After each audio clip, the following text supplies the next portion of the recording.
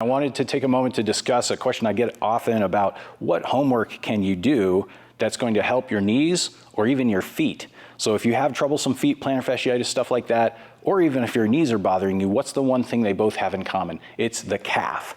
So that calf muscle is really important because it bonds to both the knee joint, it actually attaches above the knee, but that calf muscle attaches down into what we call the Achilles tendon that wraps under the bottom of our foot. So much that happens with the bottom of the foot, the plantar fascia, has so much to do with the calf. So what do we do about that?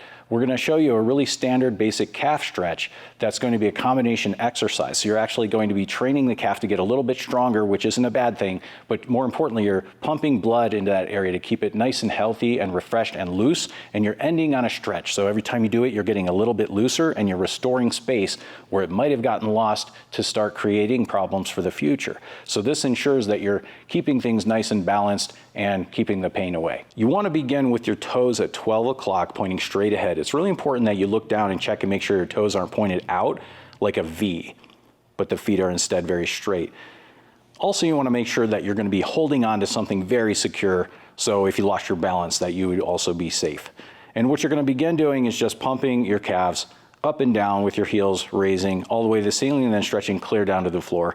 And do this several times, at least 10 times, maybe up to 15. If it starts getting warm and you're feeling a good pump in your calves and ankles, you're doing it right.